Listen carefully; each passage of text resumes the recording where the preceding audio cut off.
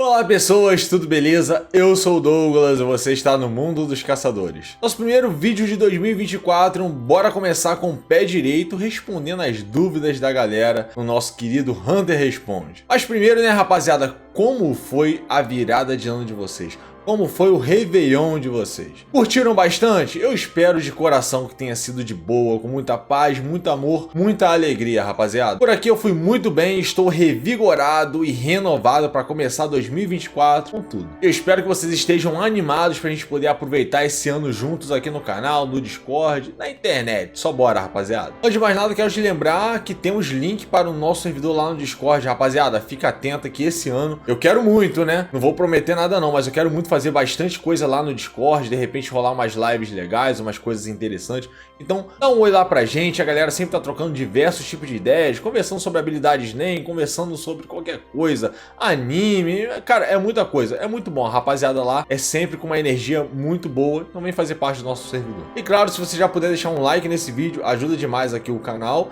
E se você não é inscrito, aproveita e se inscreve, que esse canal aqui é totalmente focado em Hunter x Hunter. Então rapaziada, bora para o nosso primeiro Hunter Responde do ano de 2024. Só bora. Primeira pergunta foi enviada pelo Kaique Barreto 8706. Como daria para criar um Pokémon Mewtwo com conjuração? A verdade é que com conjuração dá para você criar as mais variadas coisas, né? Ainda mais um Mewtwo que seria uma besta NEM, né? Eu gosto de seguir a seguinte regra: quanto mais a besta NEM tiver um bom intelecto, for inteligente e independente, geralmente a autonomia para atacar e fazer coisas desse tipo será reduzida, será menor. Tipo o Crazy Slots do Kaito, que tem um bom intelecto, uma boa personalidade, coisas bem definidas, mas quando se fala de ter autonomia para ir lá e fazer um ataque e defender, ele não faz, mas ele se transforma nas armas que serão utilizadas pelo Kaito. E aí, seguindo essa ideia, a gente tem as bestas de NEM dos Príncipes de Kakin,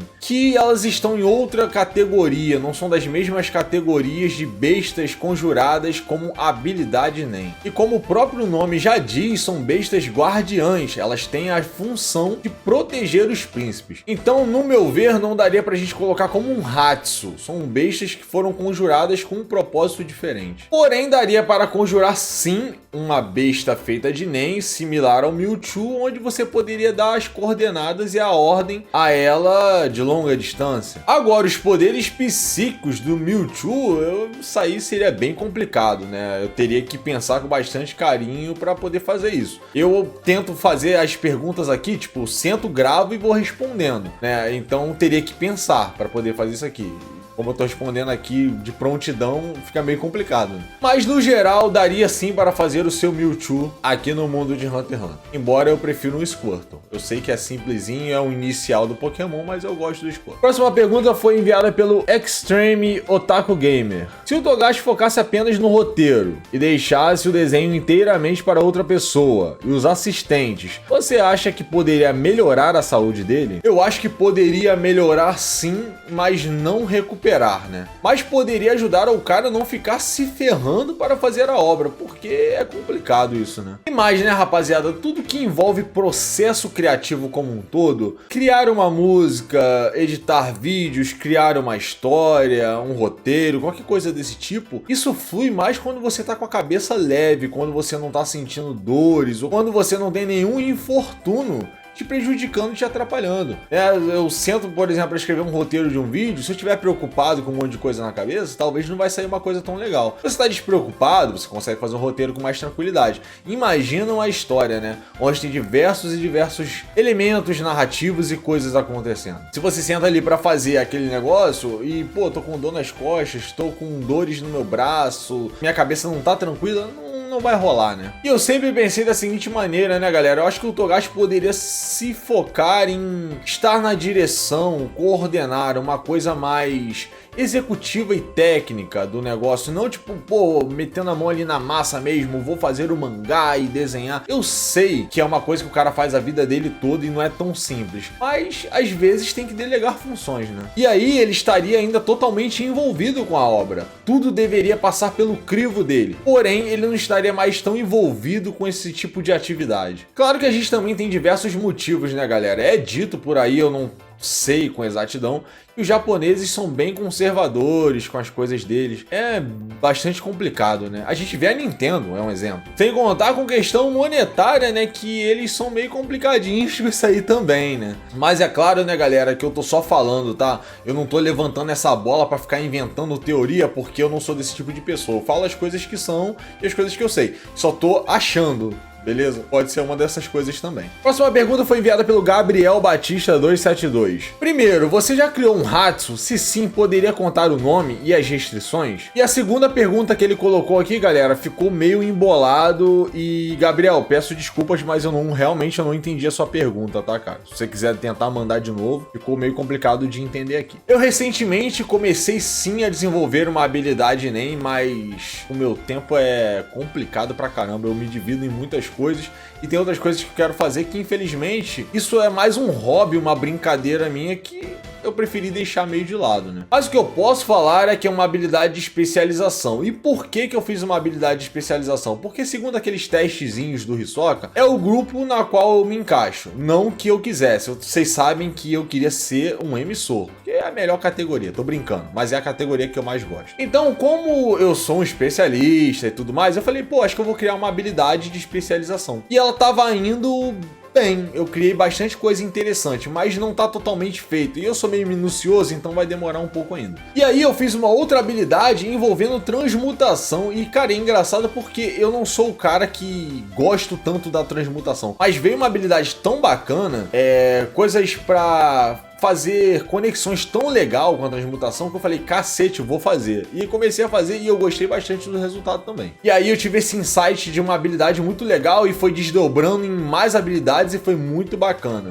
E quando estiver pronto, eu pretendo trazer todas essas habilidades que eu criei aqui para vocês poderem ver e vocês falarem o que vocês acham. Próxima pergunta foi enviada pelo Pedro Oliveira 6783. O Killua não saber usar NEM no começo do mangá é um furo de roteiro? Não faz sentido aquele que foi escolhido como herdeiro da família não ter sido ensinado sobre NEM e nem sequer saber da existência do NEM. O Kaluto de apenas 10 anos foi ensinado o NEM e já tem Hatsu, e o futuro líder da família com 12 anos ninguém sequer falou da existência de algo tão essencial como o NEM? Não faz sentido ao meu ver. Até os mordomos eram ensinados a usar NEM e o Killua nunca ouviu nada, nunca percebeu nada. Era completamente alheio ao NEM, num ambiente onde todos usavam e eram treinados. E isso até mesmo para sua segurança. Se por algum acaso tivesse um usuário de NEM em alguma missão que envolveram ele estaria perdido. Ainda que mandassem para missões mais simples escolhidas a dedo. Imprevistos sempre podem acontecer. O Killua não saber utilizar NEM é uma maneira da família Zold prender e controlar ele. Bom, eu não vou chover aqui no molhado porque com certeza você já percebeu o quanto eles eram controladores, né? Com o Killua e manipuladores. Zeno Zold e Silva Zold também, mas de uma maneira mais moderada. E mesmo com toda essa responsabilidade de levar o legado da família Zold, o Killua meio que não se importa com isso. Ele não quer ser um assassino profissional, ele não quer ser o líder, ele não quer levar esse legado, essa que é a realidade. Tanto que ele fugiu de casa para poder prestar o exame Hunter, machucou a mãe dele no caminho, machucou o próprio irmão, ele não tá nem aí. E isso foi para poder se divertir, porque ele era muito restringido das coisas. E se o Illumi não tivesse ido atrás do Killua para poder observar de perto, era bem capaz de que o Killua ia ganhar um mundão por aí. E isso que ia acontecer, já que ele fez amizade com o Gon e com o Kurapika e o Leório, e de lá ele ia seguir a vida dele. Essa era a verdade. E se o Killua já soubesse NEM desde o início, seria muito complicado de poder segurar ele de alguma maneira. Principalmente a agulha que o Illumi colocou nele, esquece, não ia rolar. Então o Killua não saber NEM é uma maneira da família Zold poder controlar e manipular ele. Mantê-lo na linha para que ele possa assumir os assuntos da família, ser ali um assassino profissional e seguir com o legado, é claro. Já o Kaluto aceita a missão que foi dada desde o seu nascimento. Você nasceu numa família de assassinos, você será um assassino profissional. e ele já aceitou isso. Então a gente pode ensinar outras coisas para ele, no caso o Nen, né? Até mesmo porque ele entendeu qual é o propósito de vida dele. Quanto às missões que enviavam o Killua, com certeza tinha sempre alguém junto dele. A gente viu isso em um dos filmes de Hunter x Hunter, e é como eu meio que imagino, né? Porque, como você falou, imagina, o Killua vai lá para uma missão, chega lá, tem um usuário de Nen, por mais poderoso que o Killua seja, né, mesmo não utilizando o Nen, cara, não ia dar pra ele, essa que é a verdade. E aí a gente vê o senso de proteção e de controle. Pô, a gente vai mandar o nosso herdeiro, o cara que a gente quer depositar o futuro da família pra uma missão onde ele pode morrer? Jamais. Vai alguém sempre nas sombras para poder vigiar ele e proteger caso dê algum tipo de problema. E a gente vê que todos da família têm uma certa obsessão pelo Killua e gostam muito dele. O Zeno gosta muito, o Silva, o Illumi, né, também daquela maneira dele, a mãe, o Kaluto. O único que não fica muito ali é o Miluk, mas ele respeita o Killua e ele conhece o potencial do irmão dele, mas ele não vai muito ali na onda não. Ah, sem contar o Aluka também, né, que eu não preciso nem dizer que é apaixonado pelo Killua ali. É claro. Sem contar também, né, pra gente poder finalizar isso aqui, a mensagem que foi plantada pelo Illumi. Cara, se você enfrentar alguém mais poderoso que você, corra. Se você não tem chance de vencer, corra, fuja, não se importa. Ou seja, tipo, um meio de proteger o Killua também. É doentio isso? É pra caramba, mas é tudo uma maneira de poder proteger o Killua. Então tem todo um jogo de manipulação ali dentro da família Zold pra poder ocultar o Killua das coisas. Próxima pergunta foi enviada pelo Davi Coimbra 2992. Na sua opinião, quais são os prováveis 5 maiores usuários de Nen, além do Jin, citado pelo Netero? Cara, isso é complicado pra caramba, eu não sou muito de ficar dando palpite nesse assunto aqui não, mas eu vou falar, tá? O Netero viveu por tanto tempo e ele tinha a cara de ser uma pessoa que, cara, viajou por vários lugares e conheceu diversos oponentes. Cara, isso é muito difícil de falar, na minha opinião. Sem contar que Hunter x Hunter tem tanto potencial pra tanta coisa, tantos personagens pra ser inserido, que, pô, complica mais ainda. Então eu vou tentar ser o mais lógico aqui, tá? Mas eu confesso que isso aqui poderia ter muita alteração. Bom, o primeiro é o Jin, você já falou, o próprio Netero já falou. O segundo seria o Mahazold, que até mesmo porque lutou contra o Netero e empatou com ele, então eu acho que sim, é o Mahazold. Terceiro, Don Freaks, porque o Netero já foi ao continente negro em 2 ocasiões. Bem provável que ele já se trombou lá com o Don Freaks e viu o quanto o cara era poderoso, até mesmo porque o continente negro é bizarro. A quarta pessoa seria a Bisque, que é treinada no Kung Fu Shingen Ryu, onde o Netero é mestre e ela é mestre também, e provavelmente foi o Netero que ensinou a ela lá quando ela tinha os 17 anos dela. Além disso, ela foi examinadora também do Exame Hunter, então ela tinha uma conexão ali com o Netero, e diversas vezes a gente vê ela falando que ela conhece o Netero, sem contar que dominou totalmente a sua habilidade e é uma usuária Ultimate de Nen, então a Bisque com certeza. E por último eu vou ficar com o Zeno pelo fato do Netero e o Zeno se conhecerem muito bem. A gente viu lá o flashback do Zeno, onde ele menciona várias coisas, e também porque o Netero pensou no Zeno como um ótimo aliado e reforço, claro, contratou o Zeno para ir lá e enfrentar as Formigas Quimera. Não foi enfrentar, mas foi mais um suporte. Isso demonstra como o Netero reconhece e respeita a força do Zeno Zold. Mas reitero,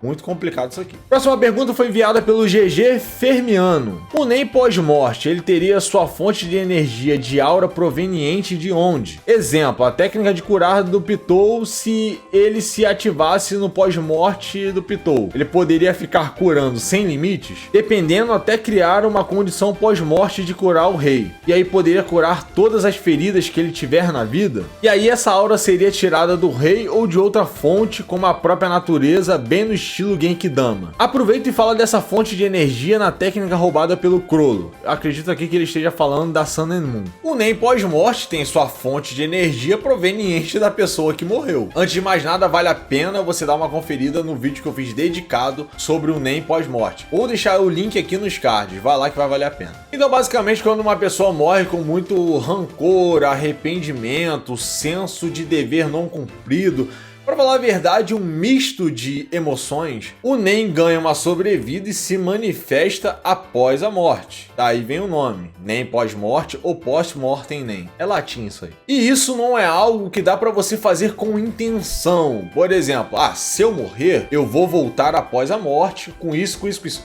não é assim que funciona, tá? Tem que ser algo legítimo e verdadeiro para acontecer. Apesar de que a habilidade da Camila, um dos príncipes de Kakin, parece ser algo pensado, né? Mas vamos dizer que é uma habilidade da besta nem dela.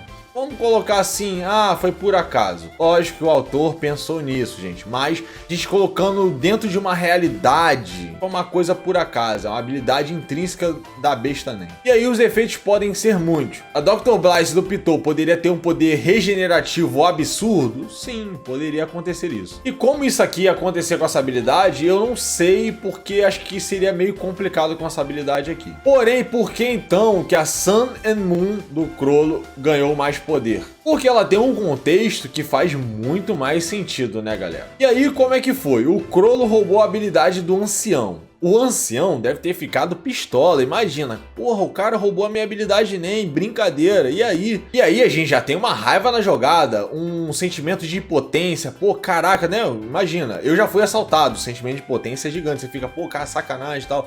Parada que eu trabalhei, não sei o que lá. É a mesma coisa, imagina. Você criou um negócio, o cara veio e roubou de você. Você vai ficar pistola. E aí vamos dizer que a causa da morte desse ancião foi justamente a ausência da sua habilidade. O cara veio e matou ele e ele, pô, tipo, caraca, se eu tivesse a minha habilidade, eu poderia ter me salvado. E aí isso cria um rancor, uma raiva, uma coisa que fica ali muito encroada e fechada dentro da pessoa, que aí após ela morrer, o Nen se manifestou.